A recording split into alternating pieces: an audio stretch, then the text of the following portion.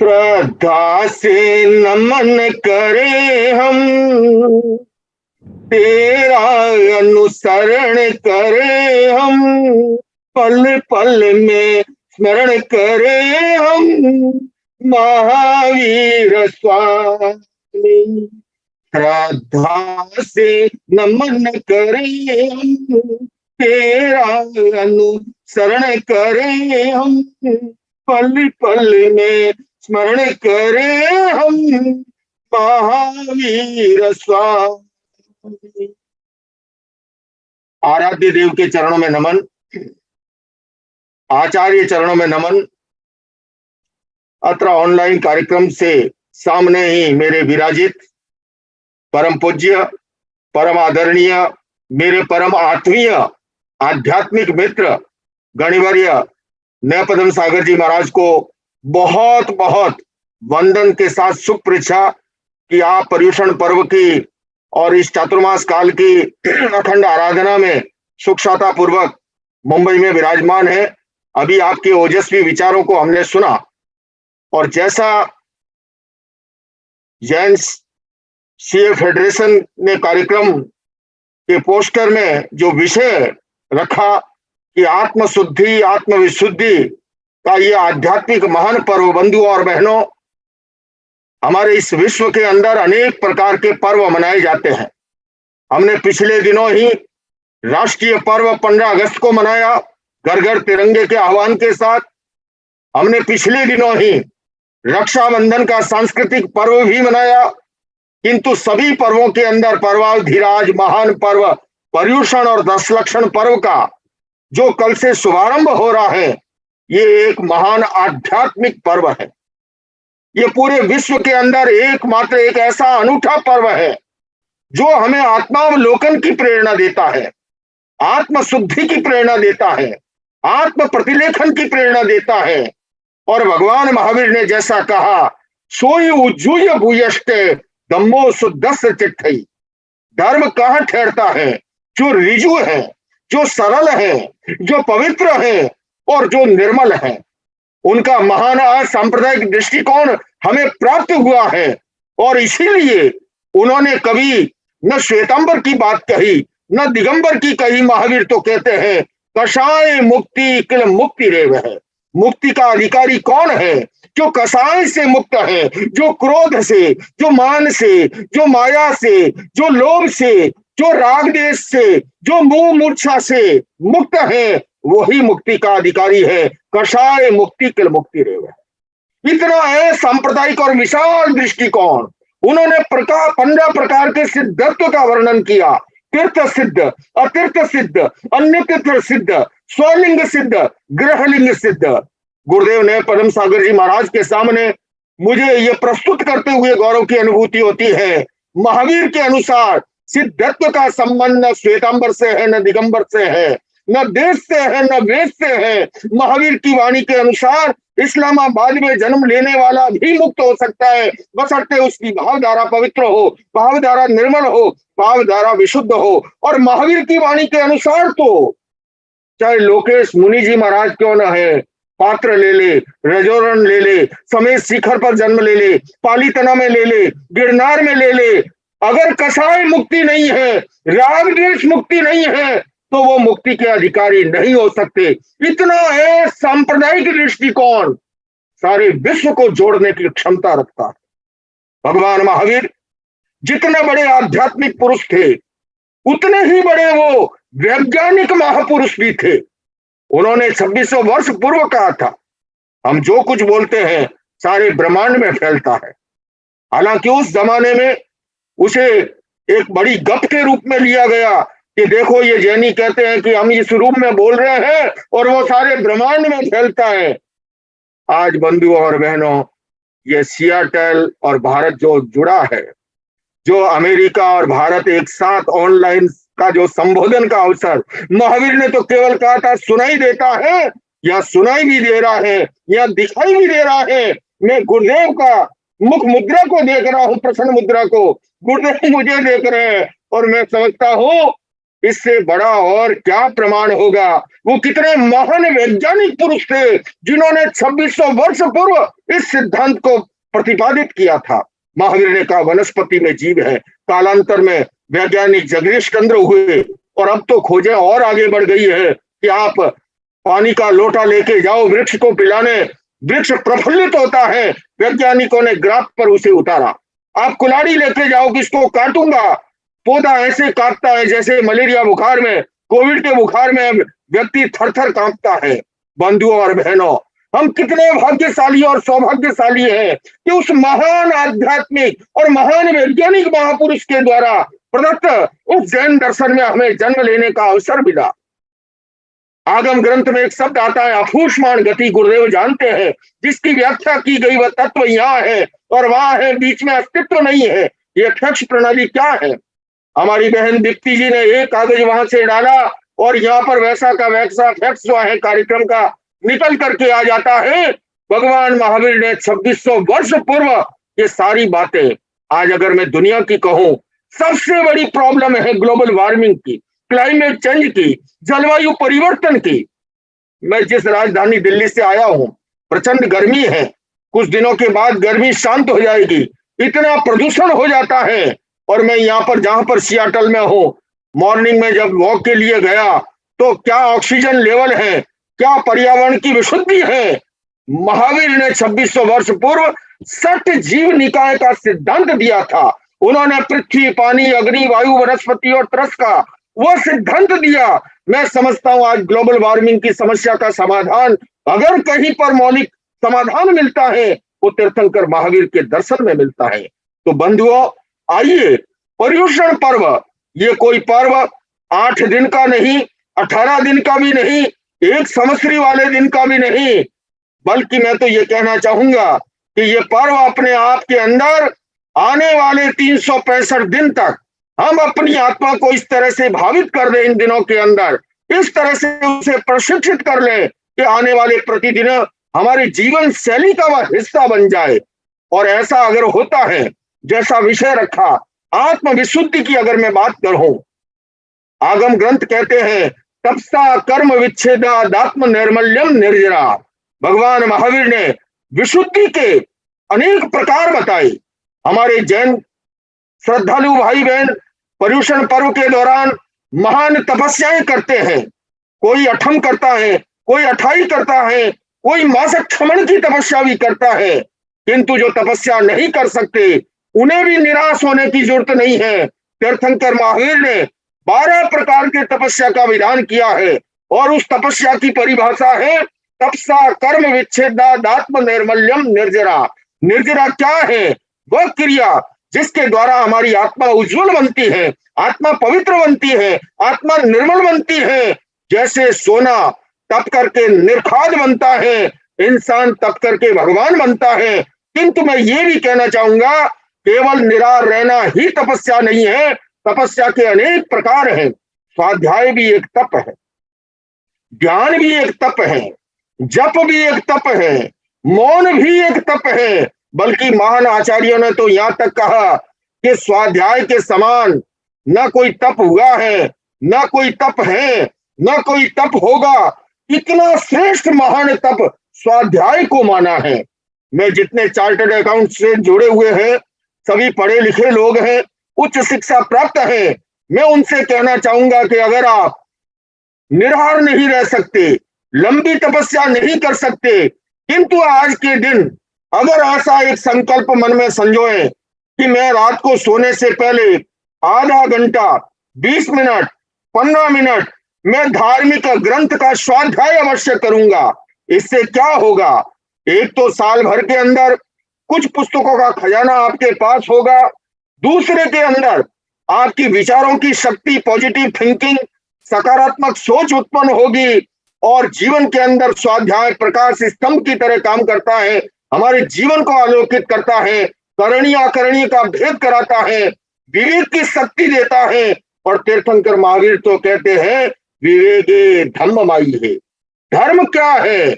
हमारे भीतर विवेक की चेतना का जागरण ही धर्म है। दूसरे में अगर मैं ध्यान की बात करूं, गंधर गौतम ने भगवान महावीर से पूछा कि भंते अनुप्रेक्षा से क्या प्राप्त होता है? तीर्थंकर महावीर कहते हैं, गौतम, अनुप्रेक्षा के द्वारा व्यक्ति एक समय में केवल आयुष्य कर्म को छोड़ करके 7 कर्मों को एक साथ नष्ट कर सकता है। इतनी बड़ी ताकत जो है अनुप्रेक्षा की है, ध्यान की है, कायोत्सर्ग की है। और ये भी कहा मान आचार्यों ने कि तराजू के एक पलड़े के अंदर अठम की तपस्या है, केले की तपस्या है। तपस्या कितनी कठिन होती है। एक दिन का समस्री का उपवास भी करना हो तो जिनको अभ्यास नहीं है, दिन में तारे दिखने लग जाते हैं, अभी से प्लानिंग करने लग जाते हैं कि समस्री के दिन हम कहाँ बाहर चले जाएं, कहीं हिल स्टेशन पर, यहाँ रहेंगे तब तो नए पदम सागर जी महाराज जरूर उपवास करवा ही डालेंगे, और उपवास मेरे से तो होता नहीं है। तो कहने का अर्थ, उन्होंने कहा कि इतना कठोर तप का 3 दिन का तप एक तराजू के पलड़े में है और दूसरी तरफ सिर्फ 2 मिनट का ध्यान है, अगर तब भी ध्यान का पलड़ा भारी है। इतनी महिमा बताई गई। तो आज मेडिटेशन, बल्कि मैं ये कह सकता हूं अब तो कोविड काल के अंदर ये बात स्थापित हो गई कि मेडिसिन के साथ साथ मेडिटेशन और योग जो है किस प्रकार से हमारे आध्यात्मिक विकास के साथ साथ शारीरिक, और आजकल मैं जब यूएसए के अंदर इन दिनों में हूं, मुझे बताया गया कि कोविड के बाद में यहाँ के स्टूडेंट में 39% बच्चे जो हैं वो डिप्रेशन के शिकार हैं। आज शारीरिक बीमारियों से ज्यादा साइकोसोमेटिक डिजीज, मनोकायिक बीमारियां बढ़ती जा रही है। और इन सारी चीजों का समाधान, हालांकि ध्यान की यहाँ मैं जो चर्चा कर रहा हूं वो आध्यात्मिक दृष्टि से कर रहा हूं, किंतु उसके प्रासंगिक और भी फल हैं। जैसे हम निर्जरा करते हैं, निर्जरा के साथ पुण्य होता है, अनाज के साथ जैसे खाकला होता है, उसी तरह से ध्यान के शारीरिक, फिजिकली, मेंटली, इमोशनली बेनिफिट भी बहुत से हैं। और इस प्रकार की साइकोसोमेटिक डिजीज से निजात पाने के अंदर भी वह सहायक बनता है। तो स्वाध्याय भी एक तप है, ध्यान भी एक तप है। सिद्धि के लिए जप को बहुत महत्वपूर्ण बताया गया, मौन की ताकत को आंतरिक शक्तियों के विकास के लिए बताया गया। तो मैं ये निवेदन करना चाहता हूं कि तपस्या के जो 12 प्रकार हैं, ये सारे के सारे निर्जरा के 12 भेद, तपसा कर्म विच्छेदात्म निर्मल्यम निर्जरा, उस कर्म मल से मुक्त होने का, कर्म मल से अपने आप को उपरीत करने का एक महान रास्ता है। उस रास्ते में हम अपनी स्वेच्छा के अनुसार, जैन परंपरा में सामायिक का बड़ा महत्व है। 48 मिनट का कालखंड सामायिक का जो है, चाहे श्वेतांबर परंपरा है चाहे दिगंबर परंपरा है, दोनों के अंदर सामायिक का विधान रहा है। मूर्ति पूजक परंपरा में भी, स्थानकवासी परंपरा में भी, तेरापंथ परंपरा में भी, और मैंने जैसा कहा दिगंबर परंपरा के अंदर भी। लेकिन इस सामायिक को भी, सामायिक संबर की साधना है, गणिवर्य पूज्य प्रवर जानते हैं। किंतु इस संबर के साथ साथ हम निर्जरा को और साथ जोड़ दें तो वो सामायिक जो है अपने आप में जीवंत हो उठती है। जीवंत कैसे? 48 मिनट का कालखंड है। अगर मान लीजिए आपने 15 मिनट स्वाध्याय के लिए नियोजित कर लिए, 15 मिनट आपने मेडिटेशन के लिए नियोजित कर लिए, 15 मिनट आपने जप के लिए नियोजित कर लिए, या 15 मिनट आध्यात्मिक भजनों के द्वारा अपने आप को भावित किया, देखते सीखते समय निकल जाएगा। और वो जो सामायिक होगी उससे इतना रस उत्पन्न होता है वो फिर कभी छोड़ नहीं पाएगा। मैं समझता हूं जब मेरे सामने चार्टर्ड अकाउंटेंट सारे उपस्थित हैं, देश और दुनिया के लोग जुड़े हुए हैं, मैं ये कहना चाहूंगा कि जिस तरह से 31 मार्च 31 मार्च जो है ये बैलेंस शीट मिलाने का अवसर होता है, तलपट मिलाने का अवसर होता है, राजस्थानी भाषा में कहूं तो आडेवा मिलाने का अवसर होता है। ठीक उसी तरह से संवत्सरी जो है हमारे जीवन के अंदर हमने साल भर में क्या पाया और साल भर में क्या खोया, क्या क्रेडिट है, क्या डेबिट है हमारे जीवन के अंदर, वो अपने आप में आत्मावलोकन करने का अवसर है, आत्मचिंतन करने का अवसर है, आत्म प्रतिलेखन करने का अवसर है। और बंधु और बहनों, आप बंबई वासी तो कितने भाग्यशाली हो जहां ऐसे महान प्रतिभाशाली, बहुमुखी प्रतिभा है इनकी, इतने प्रखर वक्ता है, उतने ही अच्छे लेखक हैं, उतने ही अच्छे संयोजक हैं, जी तो इन्होंने खड़ा किया, जियो इन्होंने खड़ा किया, और न जाने कितने अनगिन लोगों को साधना के साथ साथ सामाजिक दृष्टि से भी सबल बनाने के अंदर भागीरथ प्रयत्न किया है। उनका प्रत्यक्ष सानिध्य आपको प्राप्त हो रहा है। हालांकि मैं तो बहुत सात समंदर पार बहुत दूर हूं, लेकिन दूर होकर भी निकट हूं, क्योंकि आपने सबको इस तरह से बांध रखा है। तो आज के अवसर पर जो हमारा चार्टर्ड अकाउंट फेडरेशन ने जो कार्यक्रम आयोजित किया है, और पूर्व संध्या पर पहले से तैयारी, जैसे हमारे यहाँ दिल्ली में 15 अगस्त 26 जनवरी से पूर्व परेड से पहले रिहर्सल होता है, अपने आप को तैयार करने का एक अवसर होता है। तो मुझे बहुत ही अच्छा लगा कि पूर्व संध्या पर इस तरह से कार्यक्रम आयोजित किया, जिससे कि देश और दुनिया के अंदर लोग अलर्ट हो जाए, सावधान हो जाए, सजग हो जाए, और आज से ही अपना टाइम टेबल बना करके कि कैसे हमें अपने आप को भावित करना है, स्वाध्याय के द्वारा, ध्यान के द्वारा, जप के द्वारा, तप के द्वारा, मौन के द्वारा, विविध प्रकारों के द्वारा, और हमें आत्मविशुद्धि की ओर आगे बढ़ना है।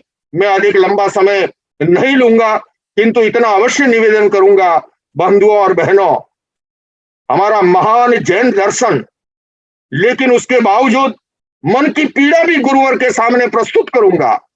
भगवान बुद्ध और भगवान महावीर दोनों समकालीन हैं।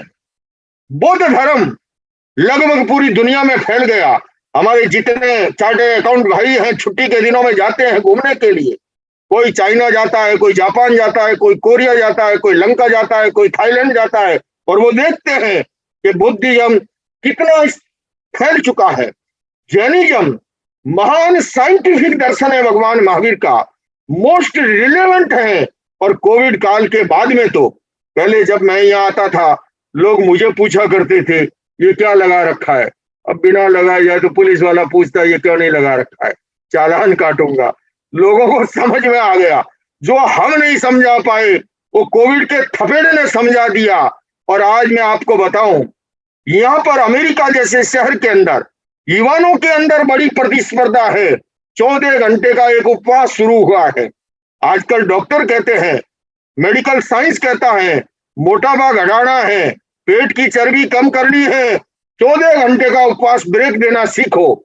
ये हमारी नौकारसी परंपरा क्या है भैया? ये हमारी पौरसी परंपरा क्या है? ये नौकारसी और पौरसी की भगवान महावीर महान वैज्ञानिक थे, फिर से कहूंगा।